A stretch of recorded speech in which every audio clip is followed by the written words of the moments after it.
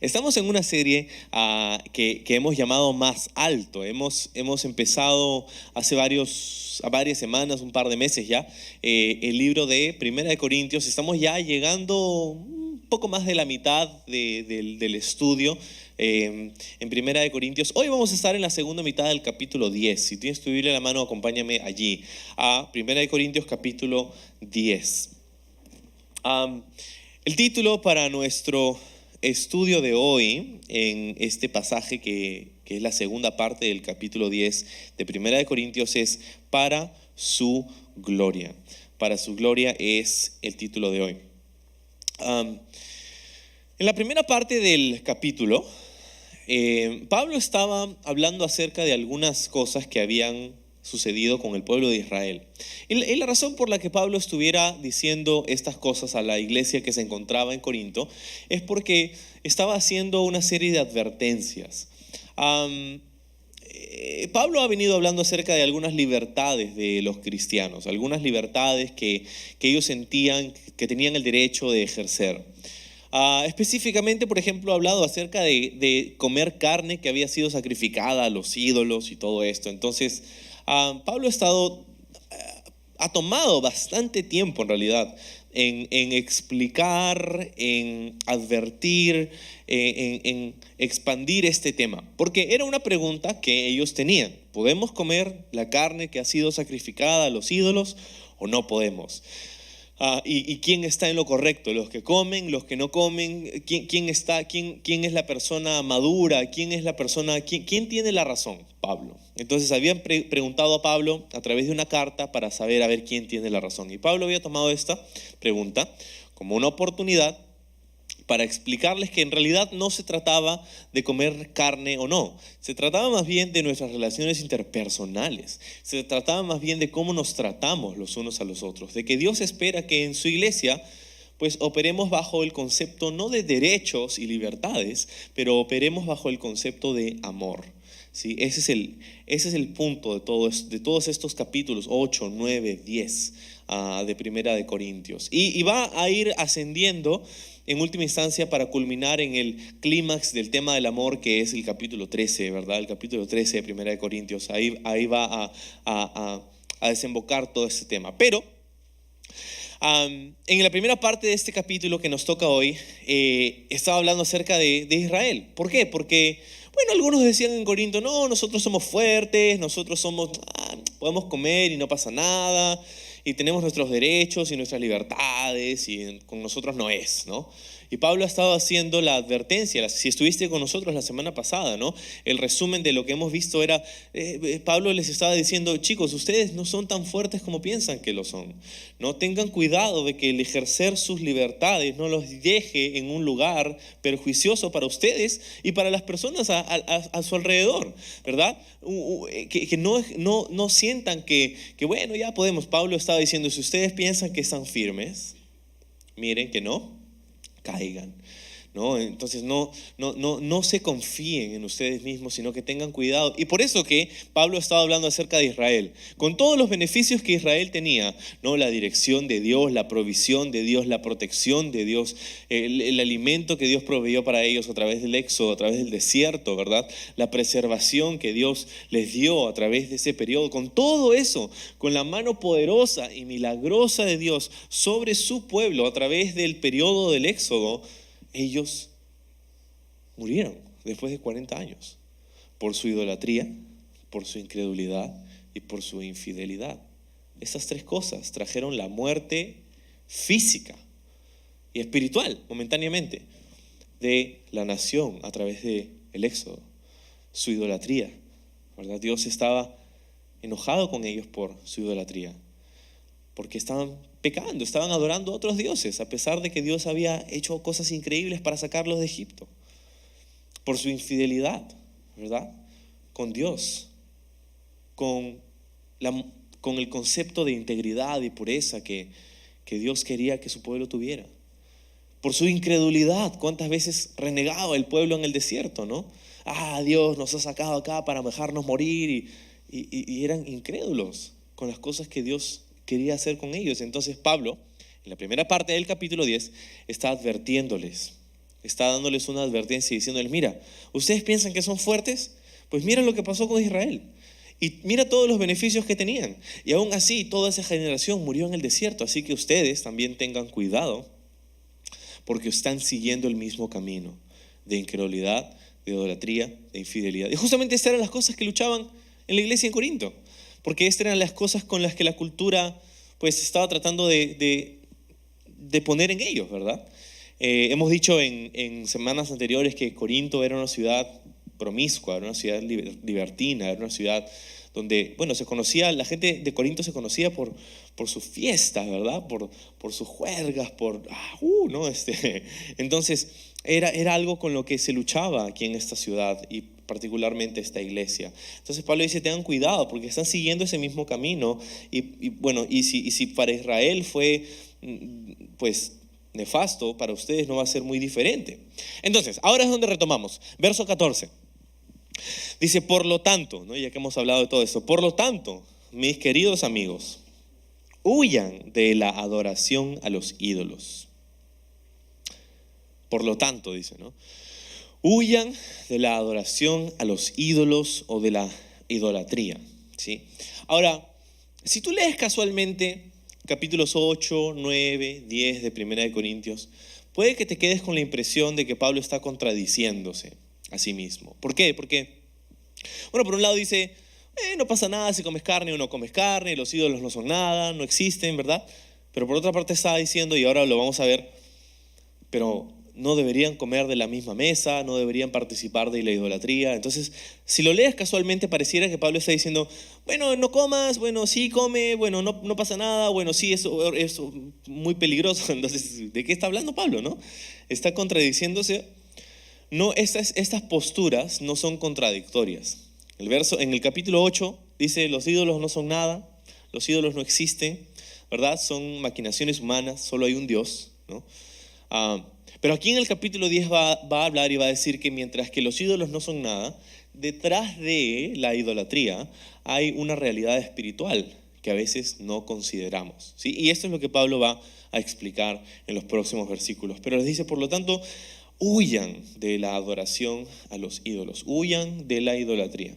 Y hablábamos también acerca de las pruebas y las tentaciones que Dios pone, que Dios permite, perdón, no quise decir que Dios pone, que Dios permite en nuestra vida, porque Dios no nos tienta, dice la palabra de Dios, ¿no? Entonces, Dios permite muchas veces circunstancias que nos son de prueba, que nos son de dificultad. Dios permite muchas veces circunstancias en donde nos sentimos tentados a hacer algo que sabemos que no está bien. Y Pablo está diciendo que Dios, con esa circunstancia difícil que Él permite, también nos da lo que necesitamos para poder resistir o huir, ¿no? Entonces, en este caso, Pablo no está diciendo ustedes tienen que ser fuertes, ¿no? Están ustedes la victoria, ¿no? No está animándolos a hacer fortachones, está animándolos a huir. Y la palabra de Dios nos dice eso en algunas ocasiones, que debemos aprender a huir. Huye de la fornicación, huye de las pasiones juveniles, huye de la idolatría. Huye, hay ciertas cosas contra las cuales no somos contrincantes. Hay ciertas cosas contra las cuales simplemente no debemos pelear, simplemente debemos huir. ¿Y qué pasaba?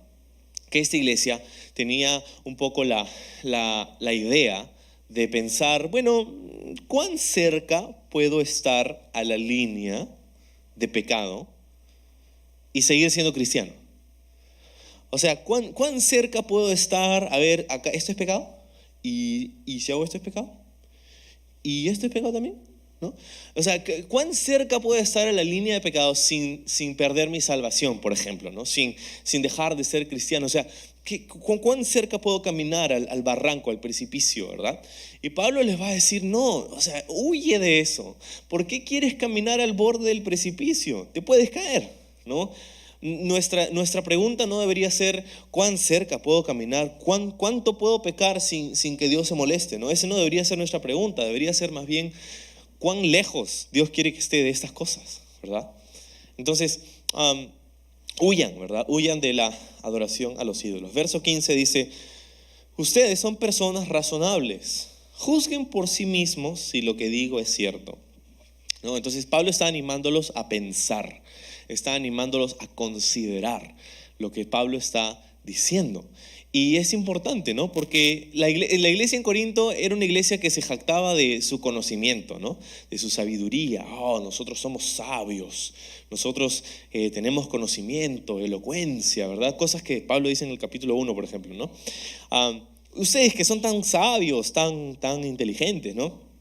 Pablo está diciendo, ustedes que son razonables, piensen, usen ese razonamiento para considerar si lo que yo les estoy diciendo es correcto, es cierto. Verso 16 dice: cuando bendecimos la copa en la mesa del Señor, ¿no participamos de la sangre de Cristo? Y cuando partimos el pan, ¿no participamos en el cuerpo de Cristo? Aunque somos muchos, todos comemos de un mismo pan, con lo cual demostramos que somos un solo cuerpo. ¿Sí? Entonces, Pablo está trayendo la ilustración de la comunión. La comunión, la mesa del Señor. Esta práctica, ¿no? De la comunión, de la Santa Cena, ¿no?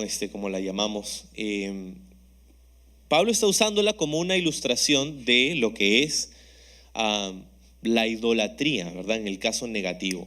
Entonces, ¿por qué usa el tema de la comunión? Ahora, para entender esto tenemos que recordar cómo fue instituida este sacramento, ¿verdad? Estaba Jesús con sus discípulos en la noche antes de su crucifixión, ahí en este aposento donde celebraron la Pascua, ¿verdad? Lo que nosotros llamamos la última cena de los discípulos.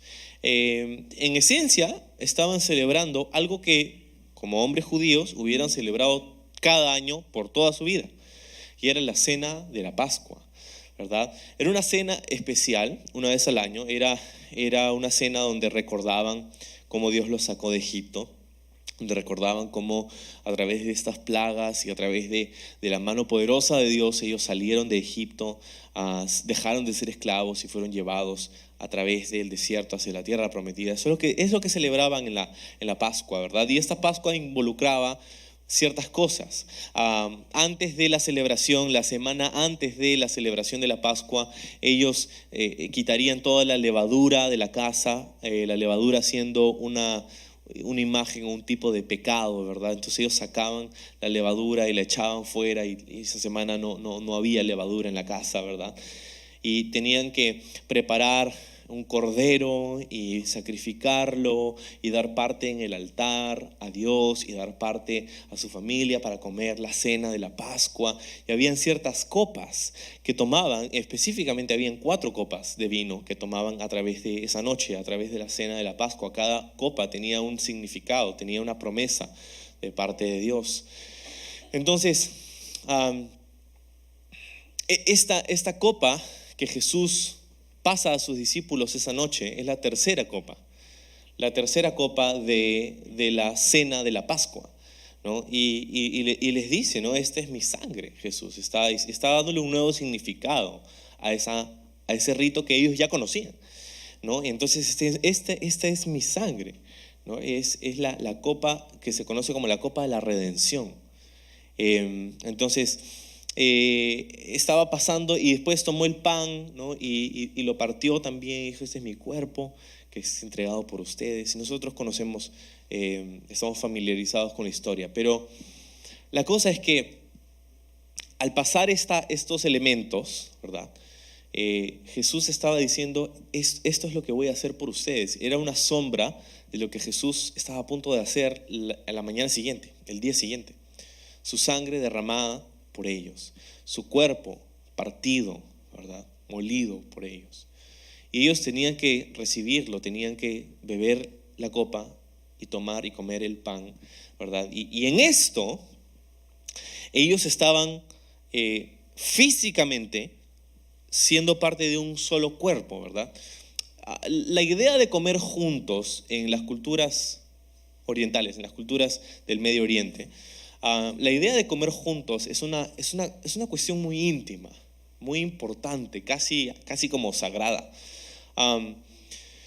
¿Por qué? Porque piensan que cuando tú comes con alguien junto en la mesa, estás uniéndote a esa persona, estás siendo uno con esa persona. Sí, porque la comida que entra en tu sistema es la misma comida que entra en su sistema. Entonces, a través de la comida están uniéndose en una experiencia social muy íntima, que es comer junto con alguien. Y me encanta porque comer con gente, comer con los hermanos, es una de las cosas que nos encanta hacer los cristianos, ¿no? Nos encanta comer juntos, ¿no? Entonces, es parte de esta cultura que ellos tenían de participar, de comer juntos. Entonces, ten esta idea y ahora aplícala a esto que Jesús estaba haciendo en ese momento en la cena. Entonces estaba haciendo una proclamación profética, porque sería el día siguiente, de lo que sucedería con su cuerpo, con su sangre, al ser derramada por ellos, para el perdón de sus pecados, nuestros pecados, ¿verdad? Y ellos estaban participando en un solo cuerpo, porque el mismo pan y el mismo vino estaba en cada uno de ellos, estaba unificándolos, haciéndolos parte de una familia, de una comunidad de fe, una comunidad que estaba centrada, ¿verdad? Que estaba enfocada, centralizada en el sacrificio de Jesús en la cruz, ¿sí? Entonces, cuando participamos hoy de la Santa Cena, eso es lo que estamos haciendo. Es un símbolo muy potente de lo que somos. Es un símbolo de lo que representa, que representa lo que creemos y lo que somos, ¿verdad? Cuando nosotros lo hacemos una vez al mes, como iglesia, los primeros domingos de cada mes, nosotros tenemos este tiempo en la Santa Cena, ¿verdad? En la comunión. Y no sé, a veces puede ser algo como monótono, rutinario, ¿no? Y como, tomas la copa, sí, qué bien el juguito, sí, qué bien la galleta, ¿no? Pero este es el símbolo. Piensa, la próxima vez, ahora el primer domingo del mes de septiembre, que dicho sea de paso vamos a estar en Casa Calvary, vamos a participar de la Santa Cena y vamos a recordar de qué se trata, ¿verdad? No solamente, sí, es un juguito, sí, es una galletita, pero es el símbolo más representativo quizá de nuestra fe, que habla acerca de quiénes somos una familia de fe, ¿verdad? Porque somos uno, estamos comiendo juntos. Y somos una familia de fe que está vinculada y enfocada en el centro que es Jesucristo y su obra en la cruz. Entonces, cada vez, imagínate, cada mes hacemos esto. Cada mes estamos proclamando lo que somos y en qué creemos, ¿verdad? A través de esta Santa Cena, a través de esta comunión que hacemos. Entonces, Pablo utiliza esta idea, la idea de la Santa Cena, de la comunión, y le dice, ok, ya entendimos, eso es lo que hacemos, ¿verdad? Y entonces somos parte del cuerpo de Cristo. Todos comemos un solo pan, todos tomamos una copa. Entonces, esa es la idea. Ahora, verso 18 dice, piensen en el pueblo de Israel. ¿No estaban unidos al comer de los sacrificios del altar? ¿Sí? Entonces ahora ya no está hablando de la iglesia, ahora está hablando de Israel. Y lo mismo era cierto para Israel. ¿Por qué? Porque hemos dicho, quizá te acuerdas, cuando los judíos iban a hacer sus sacrificios al templo, al altar, ellos traían el animal que iba a ser sacrificado y se dividía en tres partes, ¿no? Parte era para Dios en el altar, parte era para los sacerdotes en el templo y parte era para su familia, depende del tipo de sacrificio que se hacía. Y se llevaban parte del sacrificio de vuelta a casa, que era su parrillita, pues esa tarde había parrilla, ¿no? La tarde del sacrificio. Y todos comían juntos y era algo que unificaba a la familia, que unificaba al pueblo de Dios, ¿verdad? Entonces era básicamente el mismo concepto del que habíamos descrito hace un ratito sobre la Santa Cena, sobre la comunión, con lo que sucedía en los sacrificios en el altar, ¿verdad? El concepto de ser uno en comunidad, gracias al sacrificio. Ok, entonces, verso 19. ¿Qué es lo que estoy tratando de decir? ¿No? Ya Pablo, ¿qué? Y Pablo dice, sí, yo sé, puedes estar un poco confundido. Así que, ¿qué es lo que estoy tratando de decir? ¿Que la comida ofrecida a los ídolos tiene alguna importancia? ¿O que los ídolos son dioses verdaderos? No, de ninguna manera, ¿no? Porque eso ya nos lo dijo en el capítulo 8. Los ídolos no son nada, no existen verdaderamente, solo hay un Dios, ¿verdad? La comida sacrificada a los ídolos no tiene ninguna importancia. Lo que digo, sigue el 20, es que esos sacrificios se ofrecen a los demonios, no a Dios. y no quiero que ustedes tengan parte con los demonios. Ustedes no pueden beber de la copa del Señor y también de la copa de los demonios. No pueden comer de la mesa del Señor y también de la mesa de los demonios. ¿Qué? ¿Acaso nos atreveremos a despertar los celos del Señor? ¿Piensan que somos más fuertes que Él?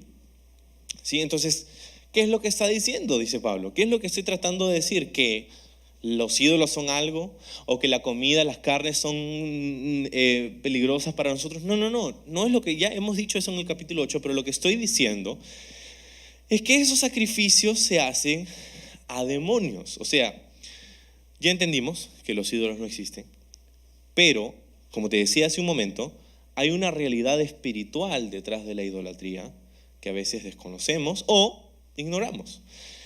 Y dice, la idolatría es usada, ¿no? Nuestras tendencias idólatras son capitalizadas por los demonios para alejarnos de Dios. ¿Sí? Los demonios saben que tenemos tendencias idólatras en nuestros corazones y utilizan esto para alejarnos y apartarnos más y más de Dios. Entonces, si tú tienes una tendencia natural hacia algún pecado, el enemigo lo sabe y va a usar todo su arsenal para que tú caigas en ese pecado y te alejes de Dios, ¿verdad? Ese es lo que la Biblia llama una guerra espiritual, en la que estamos viviendo todos los creyentes. Tú y yo estamos viviendo en una guerra espiritual, ¿sí? Entonces, Pablo está diciendo, la idolatría, entendemos que físicamente no es ningún problema, la carne en sí es de Dios, no pasa nada, pero hay un contexto en el que podemos estar siendo parte de un momento de idolatría, ¿sí? Entonces, hay una distinción que hacer. Porque Pablo está hablando acerca de un concepto, pero en dos ambientes. Es un mismo concepto, la idolatría, pero en dos ambientes diferentes. Por una parte, está diciendo la carne, ¿verdad? Cuando hablamos de la carne sacrificada a los ídolos. La carne en sí es de Dios, ¿verdad? En un ratito va a decir, la tierra le pertenece a Dios y todo lo que hay en ella. Pero, por otro lado, estamos hablando del rito, ¿sí? Porque ¿qué pasaba? No solamente la cuestión era sobre si podían ir al mercado y comprar carne que había sido sacrificada a los ídolos, sino que la cuestión también era, oye, mi primo, mi tío es seguidor de Zeus, ¿no?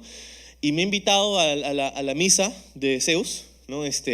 Para ir a celebrar y ese es el bautizo de mi sobrino en el templo de Zeus. Entonces, tenemos que ir y bueno, ahí, tú sabes, ¿no? Hacen sus sacrificios y después ahí van y ofrecen la carne a Zeus y entonces después vamos y comemos todos.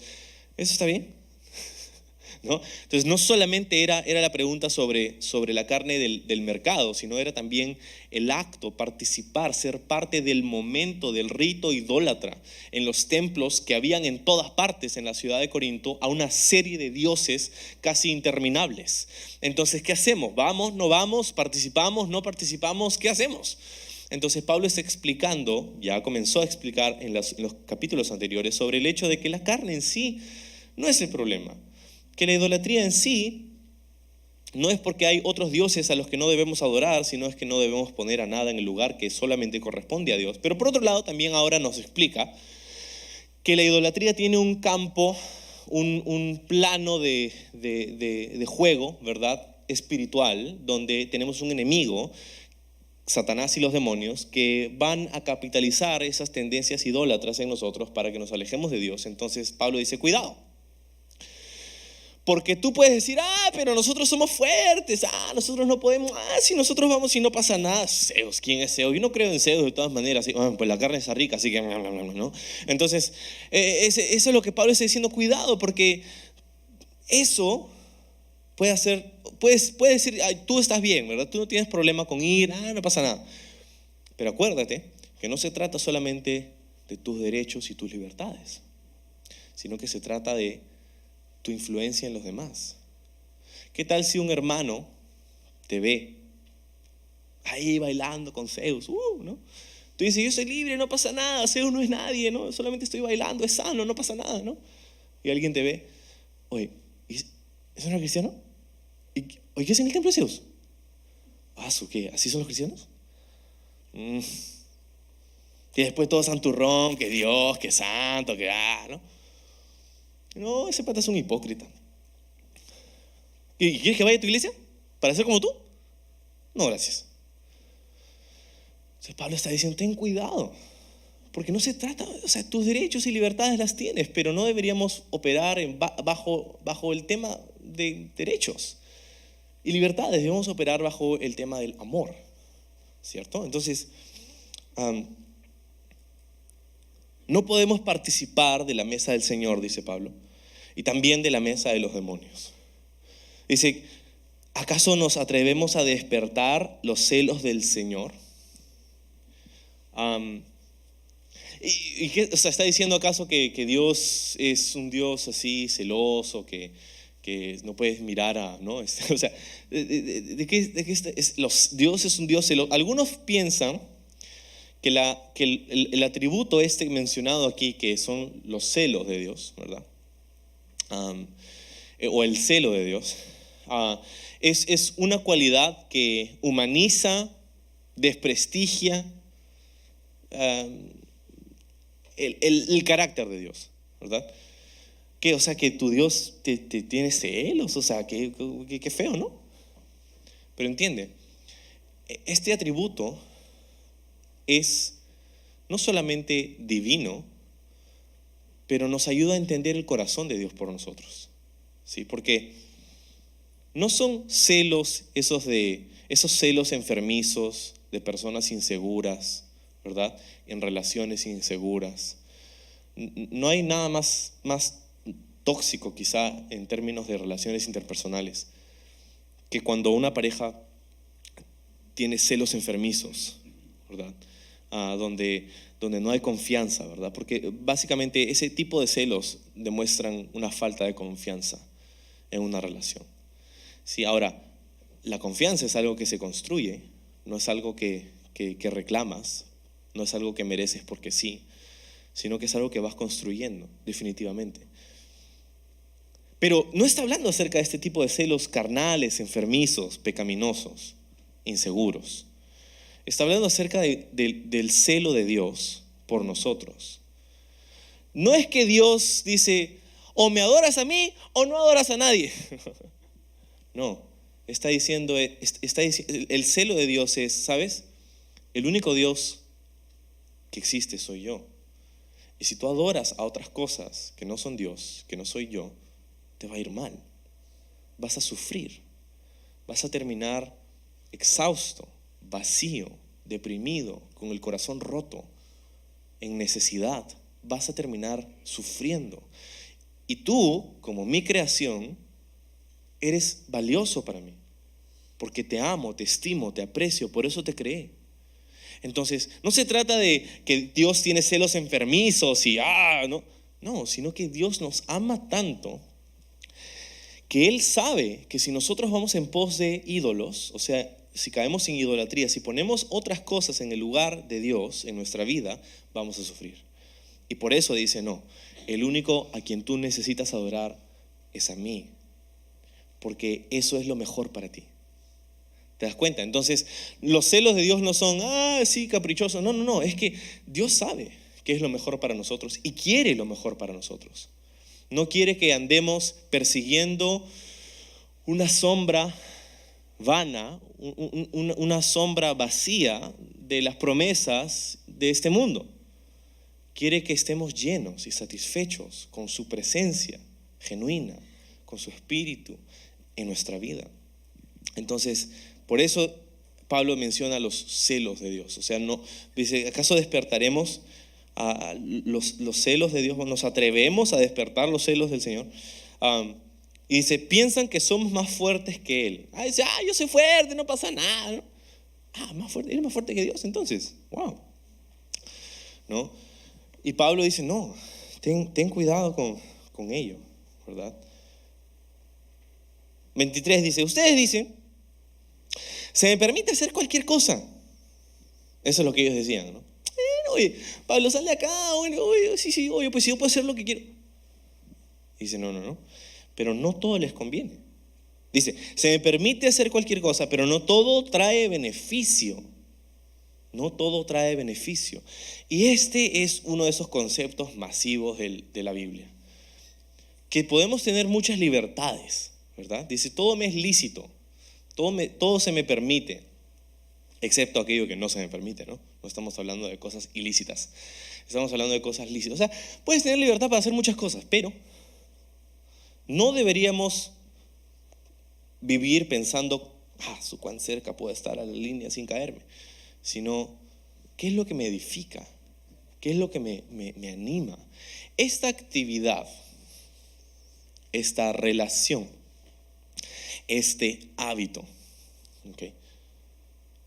Me anima en mi fe, me hace crecer espiritualmente, me hace enamorarme más de Dios, o me hace apartarme, degradarme, me hace sentirme condenado, me hace sentir un rechazo hacia Dios. Ya no quiero orar, ya no quiero leer la Biblia, ya no quiero, porque me siento, ¿te das cuenta? Puedes tener libertad para hacer muchas cosas, pero no todo te edifica, no todo te conviene, no todo trae beneficio.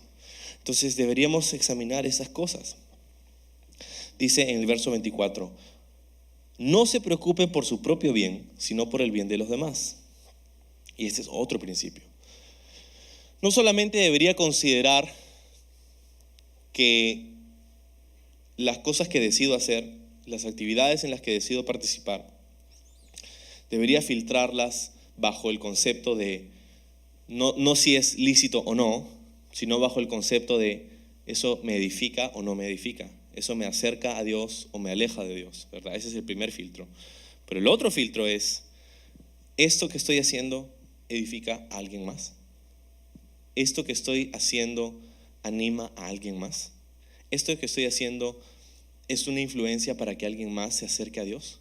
¿O para que alguien más que me mira, que me ve haciendo esto, se aleje de Dios? Ese es el otro filtro importante que Pablo está dando aquí.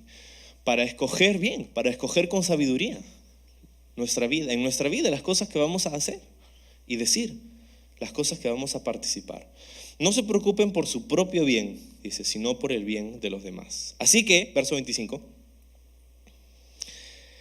si pueden, así que dice, pueden comer cualquier carne que se venda en el mercado, sin preguntar nada por motivos de conciencia, pues la tierra es del Señor y todo lo que hay en ella.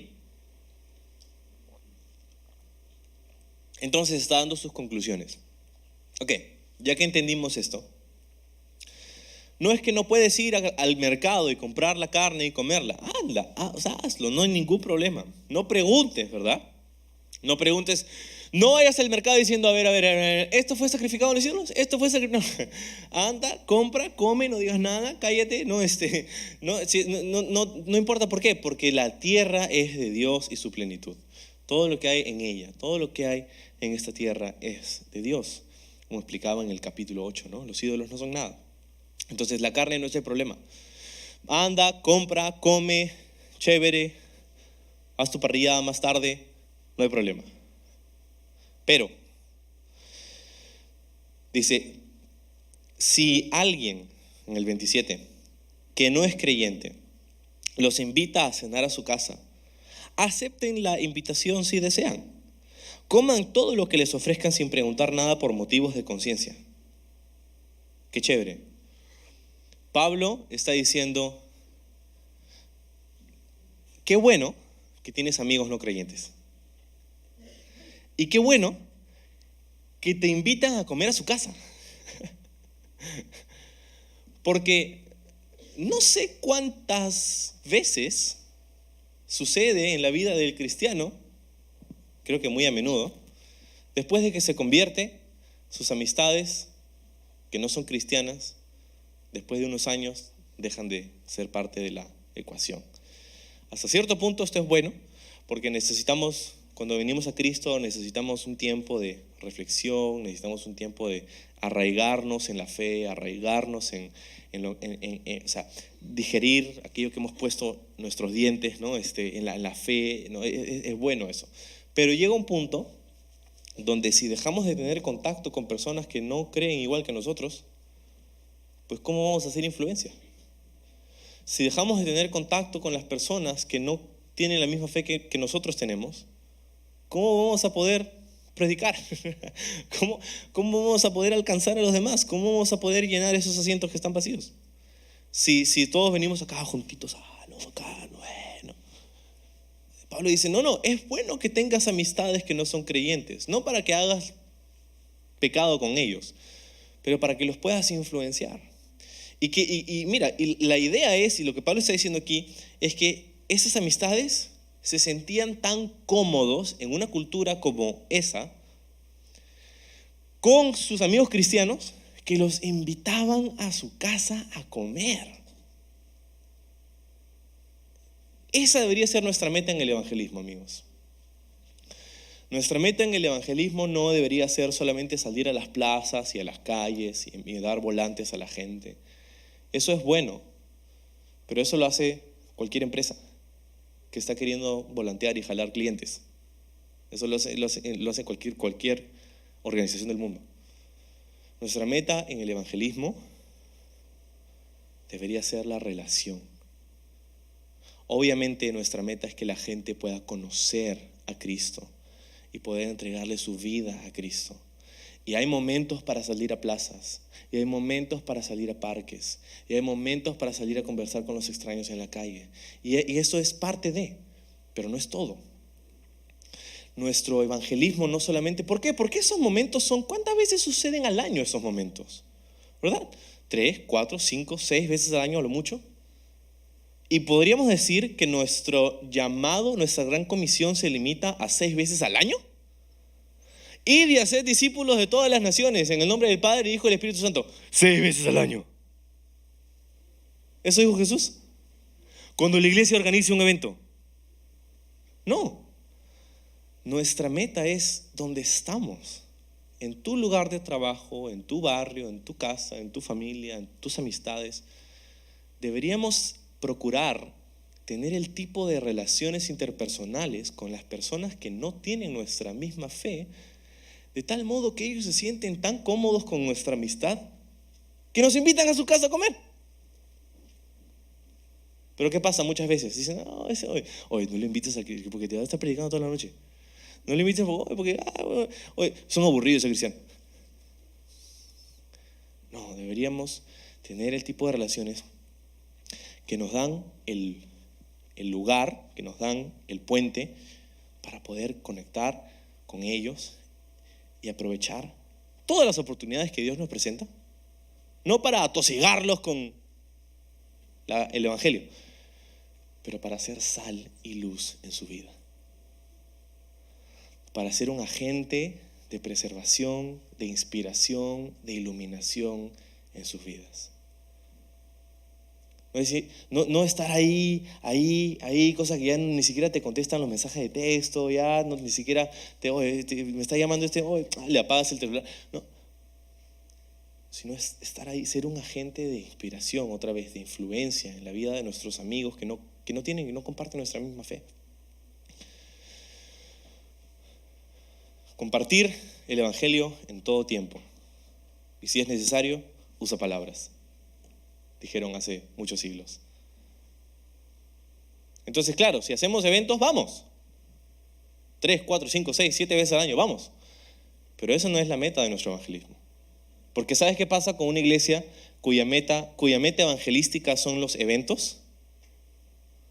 Pasa que durante el año no hacen evangelismo. Pasa que durante la vida no haces evangelismo. Pasa que las personas que están a tu alrededor ni siquiera tienen idea que tú eres cristiano. Porque tu idea de evangelismo es el evento de la iglesia. Pero eso no es lo que Dios nos ha llamado a hacer. Dios no nos ha llamado a hacer eventos. Dios nos ha llamado a ser discípulos. Y eso involucra el día a día. Ay, en esta iglesia no hacen evangelismo, ¿no? Dicen algunos.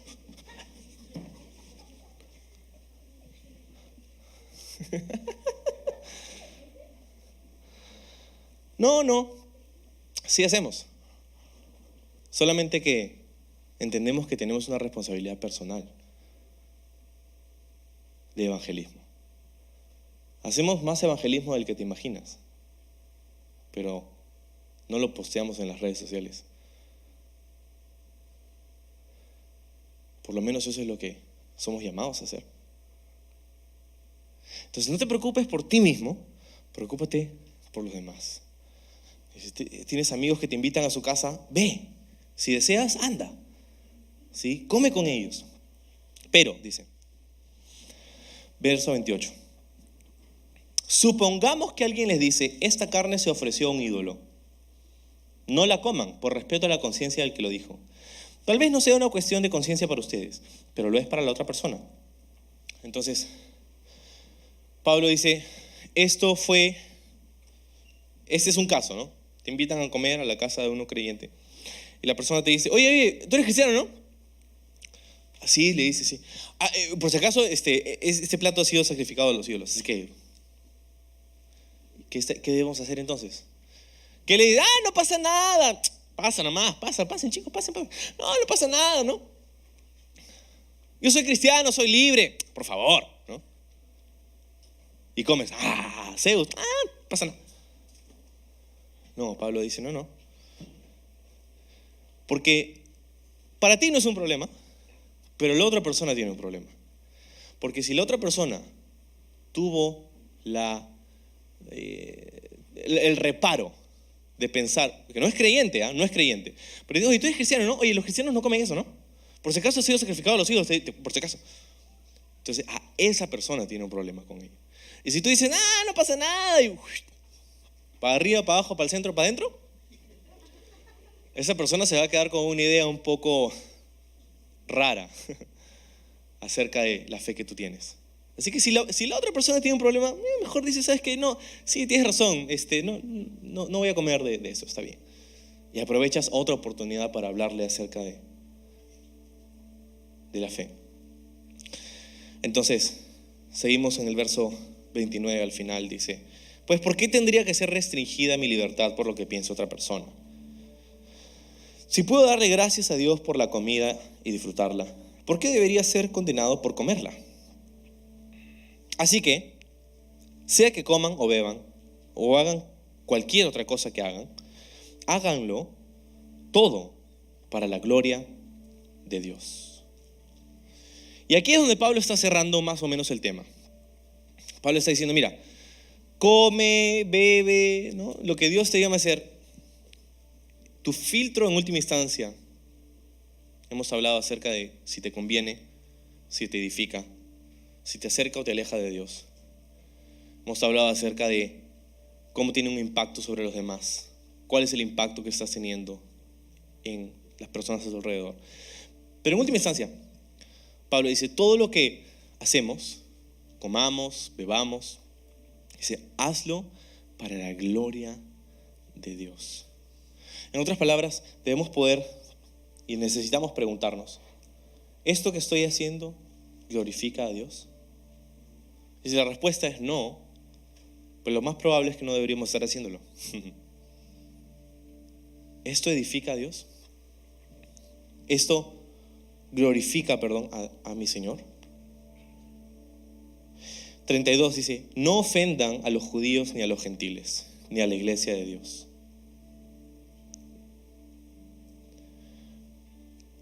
Pablo continúa en su conclusión diciendo, no solamente deberíamos hacer todo para la gloria de Dios, sino que también deberíamos saber y pensar que hay cosas que pueden ofender a los demás.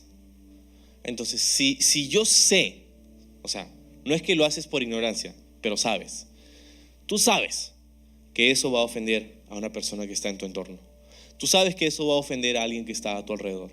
Mejor no lo hagas, por amor a esa persona. No ofendan ni a los judíos, ni a los gentiles, ni a la iglesia de Dios. Yo también, dice el verso 33, trato de complacer a todos en todo lo que hago. No hago solo lo que es mejor para mí. Pablo dice, ¿no? Pablo dice, yo hubiera podido tener una esposa, ser soportado, apoyado económicamente por ustedes. Pero eso, no hago eso. Dice, hago lo que es mejor para otros, a fin de que muchos sean salvos. Y esa es nuestra meta. ¿Sí? Pablo está diciendo que una de los enfoques más importantes de la vida de un cristiano debería ser ver a otros conocer a Jesús. ver a otros hallar vida y libertad en Cristo, ver a otras personas con sus pecados perdonados, salvados, restaurados, redimidos. Y parte de la razón por la que muchas veces nos encontramos frustrados, ansiosos, deprimidos, cargados, parte de la razón por la que como cristianos nos encontramos en esas circunstancias es porque hemos perdido de vista este punto. El punto de que nuestra vida no solo se trata de pasarla bien, de alcanzar nuestras metas y nuestros objetivos, sino que nuestra vida se trata en gran parte, uno, de glorificar a Dios con todo lo que hacemos, y dos, de poder compartir con otros el mensaje del Evangelio para que otros puedan ser salvos en todo lo que hacemos, no en los eventos de la iglesia que hacemos y vamos a seguir haciendo, pero en el día a día, con mis actitudes, con mis decisiones, con mi discurso, con mis palabras, con mi vida, con todo lo que yo soy. ¿Sí? Es cuando decidimos poner esto a un lado para enfocarnos en nosotros mismos que nos metemos en problemas como creyentes. Nos metemos en problemas porque decimos, bueno, se trata de mí, de lo que yo quiero, de lo que yo anhelo, de mi reino, de mi casa, ¿no? Pero debemos acordarnos de que no estamos aquí para nosotros nada más. Cuando la iglesia deja mirar hacia afuera y solamente mira hacia adentro, esa iglesia está en peligro de extinción. No miremos hacia adentro nada más, sino que miremos hacia afuera, a las personas que están lejos. Rescatar al perdido. Invitar a las personas que están lejos para que estén cerca. Que nuestra vida sea una carta abierta de invitación al Evangelio. Pero quizá para eso tienes que reconocer esta mañana que no ha sido eso. Quizá por una temporada en tu vida no has sido eso. No has sido una carta abierta de invitación al Evangelio para nadie más. Quizá tienes que reconocer, como yo en algunas ocasiones en mi vida también. ¿Vivo para mí o vivo para servir a Dios, para glorificar a Dios, para extender su reino, para ser un agente de inspiración, de ánimo, de edificación, de salvación para otras personas? Vamos a orar. Señor, gracias por darnos este ánimo, esta palabra, esta exhortación.